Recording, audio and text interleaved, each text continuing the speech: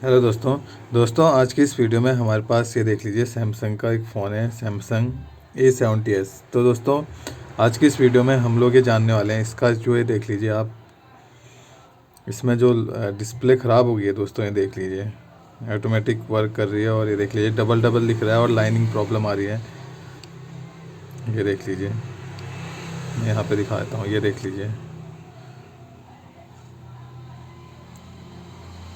तो दोस्तों आज की इस वीडियो में हम लोग इसका ही सॉल्यूशन जानेंगे। तो वीडियो में पूरा एंड तक बने रहना दोस्तों। वीडियो अच्छा लगे तो लाइक, कमेंट, सब्सक्राइब और शेयर ज़रूर करना। साथ में आपको बेल आइकन ज़रूर दबा देना है। ये मैंने आप फ़ोन ओपन करके रखा हुआ है, डिसेंबल करके रखा हुआ है। अगर इसकी डिसेंबल की वीडियो चाहिए तो आपको चैनल पे मिल जाएगी, आप वहाँ से इसे देख सकते हैं।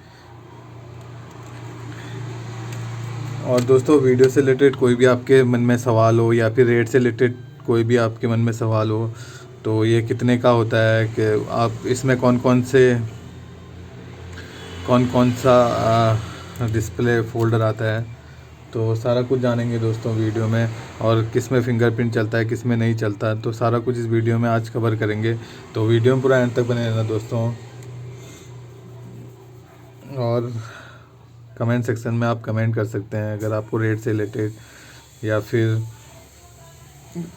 वैरायटी से रिलेटेड कोई भी क्वेरी हो, तो आप कमेंट सेक्शन में कमेंट कर सकते हैं। इंस्टाग्राम में भी मुझे फॉलो कर सकते हैं, लिंक आपको डिस्क्रिप्शन में मिल जाएगा। तो चलिए दोस्तों वीडियो शुरू करते हैं। तो दोस्तों जैसा कि आपको पता ही है, अगर इसका जो टच टूटा होता है या फिर ये टच में दिक्कत होती है या ग्लास में दिक्कत होती है, तो ग्लास तो चेंज हो जाता है। लेकिन अगर इसके डिस्प्ले में प्रॉब्लम है तो ऐसी कंडीशन में फ़ोल्डर ही चेंज करना पड़ता है।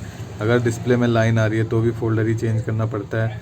तो आज की वीडियो में हम यही करने वाले हैं, इसका फ़ोल्डर ही चेंज करेंगे। तो वीडियो में पूरा एंड तक बने रहना दोस्तों, स्टेप बाय स्टेप बताऊंगा। तो चलिए दोस्तों वीडियो शुरू करते हैं। सबसे पहले दोस्तों फ़ोन को डिसेंबल करना है, उसके बाद आपको ये पुरानी वाली डिस्प्ले निकाल देनी है।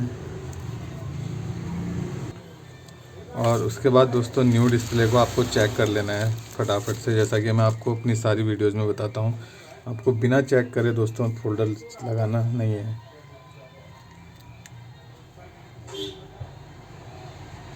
तो ये इसका पत्ता यहाँ से आएगा बैक साइड से।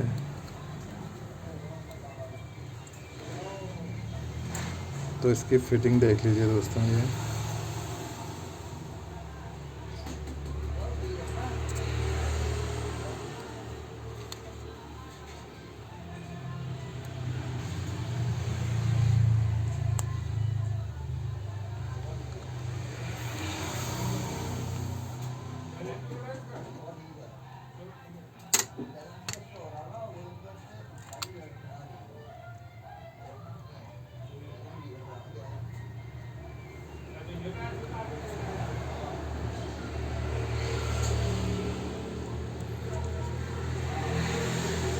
तो ये KDM का है दोस्तों जो फोल्डर है।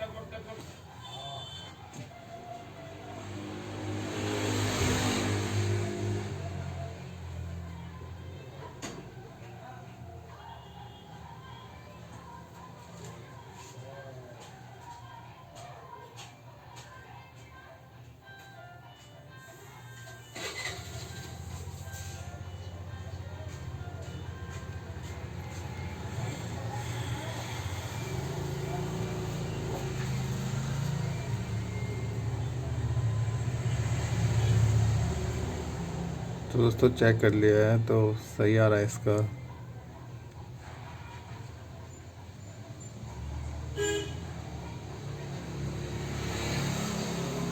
तो आपको सिंपली यहाँ से फोल्डर निकाल देना है इस तरीके से।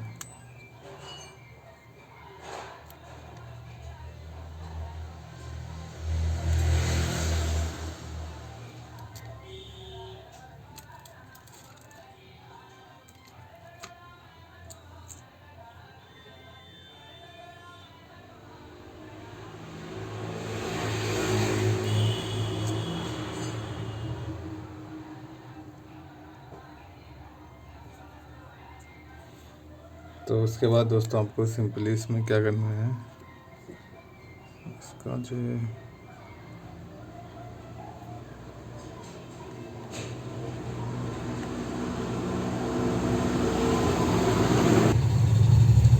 उसके बाद दोस्तों आपको सिंपली यहाँ से ग्लू लगा देना है इसमें पूरे में अच्छे से।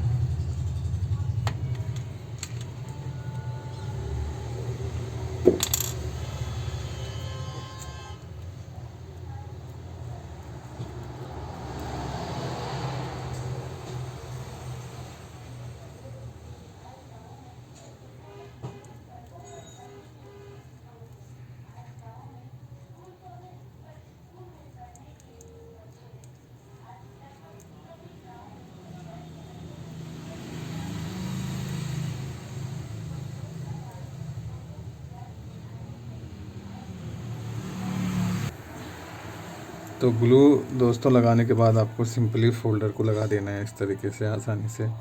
दोस्तों देख लीजिए कोई प्रिंट अगर खाली ना हो, जैसे ये प्रिंट होता है इसमें टेप होना चाहिए, ये देख लीजिए।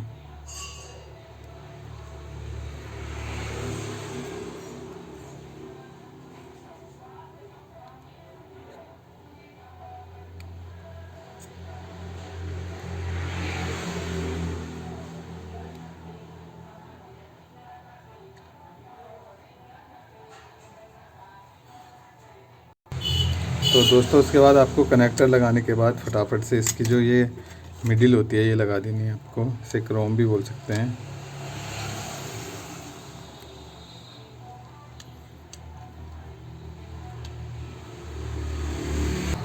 दोस्तों बैक पैनल लगाने के बाद आपको सिंपली से फटाफट से इसमें नट लगा देने हैं।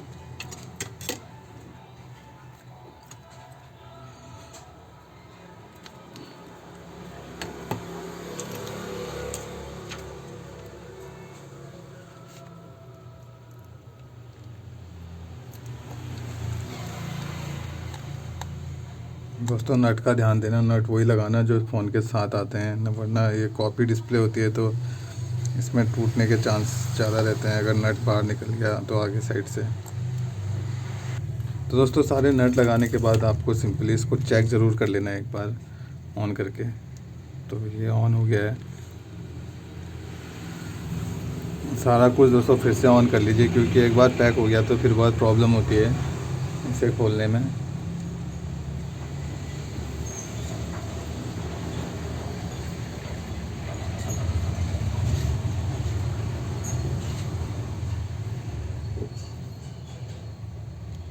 और उसके बाद दोस्तों आपको सिंपली यहाँ ग्लू डालना है और इसका बैक पैनल इसके पीछे लगा देना है और टेपिंग कर देनी है, या फिर आप रबड़ लगा सकते हैं।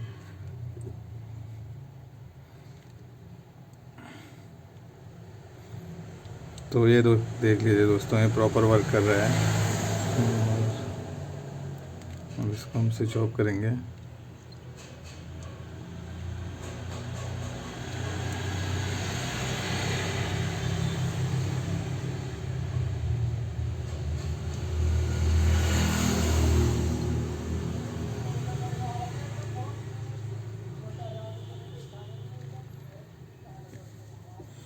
तो अब आपको सिंपली दोस्तों करना क्या है, यहाँ आपको बैक साइड में ग्लू डाल देना है।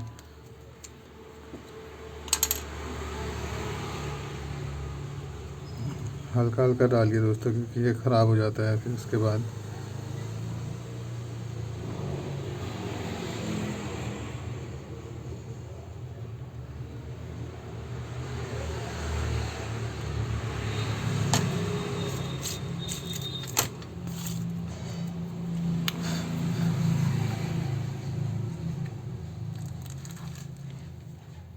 इस तरीके से आपको बैक पैनल लगा देना है। तो आज की वीडियो में बस इतना ही दोस्तों। वीडियो अच्छा लगे तो लाइक कमेंट सब्सक्राइब और शेयर ज़रूर करना। धन्यवाद दोस्तों।